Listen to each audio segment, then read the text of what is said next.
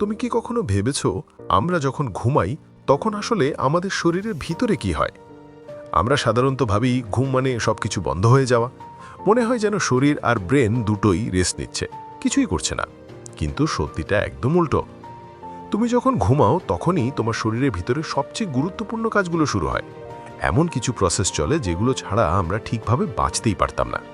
ভাবো তো, তুমি সারাদিন কত কিছু করো, নতুন কিছু শেখো, মানুষের সাথে কথা বলো, সোশ্যাল মিডিয়া ইউজ করো, অনেক কিছু দেখো, শোনো, অনুভব করো।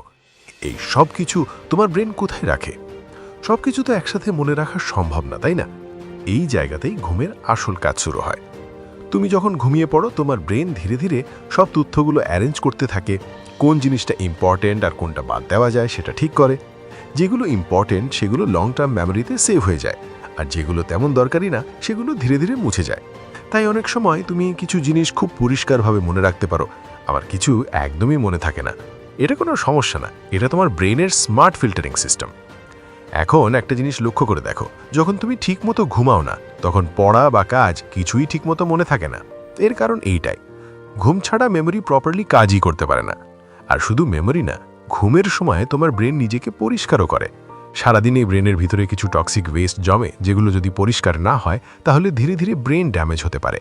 ঘুমের সময় একটা স্পেশাল সিস্টেম অ্যাক্টিভেট হয় যেটা এই ওয়েস্টগুলো পরিষ্কার করে দেয়। ভাবো তো, তুমি যদি প্রতিদিন নিজের ঘর পরিষ্কার না করো তাহলে কিভাবে? ঠিক একইভাবে ব্রেনেরও পরিষ্কার দরকার হয়। এবার আসি ঘুমের স্ট্রাকচার নিয়ে। আমরা সাধারণত ভাবি ঘুম একটাই জিনিস, কিন্তু আসলে ঘুম কয়েকটা ধাপে ভাগ করা। প্রথমে আসে লাইট স্লিপ। এই সময় তুমি হালকা ঘুমে থাকো, কেউ ডাকলে বা কোনো শব্দ হলে সহজেই উঠে যেতে পারো। তারপর ধীরে ধীরে তুমি ডিপ স্লিপে ঢুকে পড়ো। এই স্টেজটা সবচেয়ে গুরুত্বপূর্ণ। এই সময় তোমার শরীর পুরো রিপেয়ার মোডে চলে যায়। তোমার মাসল রিকভার করে, এনার্জি রিস্টোর হয়, শরীরের ভিতরের ক্ষতি ঠিক হতে থাকে। তাই যারা খুব পরিশ্রম করে তাদের জন্য ডিপ স্লিপ খুব দরকার। এরপর আসে রেম স্লিপ। এই স্টেজে তুমি সবচেয়ে বেশি স্বপ্ন দেখো। মজার ব্যাপার হলো, এই সময় তোমার ব্রেন প্রায় জেগে থাকার মতোই অ্যাক্টিভ থাকে। তাই স্বপ্ন অনেক সময় এত রিয়েল লাগে যে তুমি বুঝতেই পারো না এটা সত্যি না স্বপ্ন।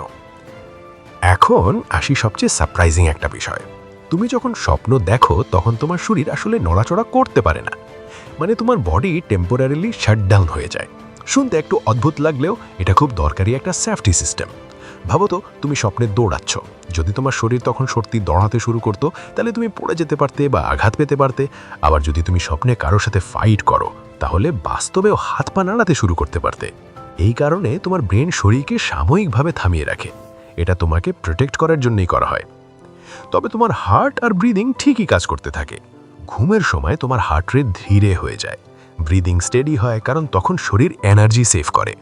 এই সময় শরীরের ভিতরে কিছু ইম্পর্ট্যান্ট হরমোন রিলিজ হয় যেগুলো শরীর রিপেয়ার করতে সাহায্য করে। তাই ছোটদের বেশি ঘুম দরকার, কারণ তারা তখন গ্রো করে। কিন্তু রেম স্লিপের সময় আবার সব কিছু একটু বদলে যায়। তখন হার্ট রেট কিছুটা বেড়ে যায়, কারণ ব্রেন তখন অ্যাক্টিভ থাকে। এখন একটা গুরুত্বপূর্ণ প্রশ্ন, যদি আমরা ঠিকমতো ঘুম না করি তাহলে কি হবে? প্রথমে হয়তো তেমন কিছু বুঝতে পারবে না, কিন্তু ধীরে ধীরে সমস্যা শুরু হবে। তুমি সহজেই জিনিস ভুলে যেতে শুরু করবে, মনোযোগ কমে যাবে, কাজ করতে ইচ্ছে করবে না, ছোট ছোট বিষয়েও বিরক্তি লাগবে। এরপর স্ট্রেস বাড়বে, শরীর দুর্বল হয়ে যাবে। আর যদি দীর্ঘদিন ঘুম কম হয় তাহলে সিরিয়াস হেলথ প্রবলেম হতে পারে। মানে ঘুম কোনো লাক্সারি না, এটা একদম এসেনশিয়াল। তুমি যখন ঘুমাচ্ছ তখন তুমি বাইরে থেকে কিছুই করছো না মনে হলেও তোমার শরীরের ভিতরে অনেক গুরুত্বপূর্ণ কাজ হচ্ছে।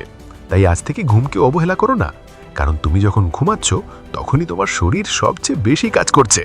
এরকম আরও ইন্টারেস্টিং ফ্যাক্টস জানতে চাইলে ফলো করো।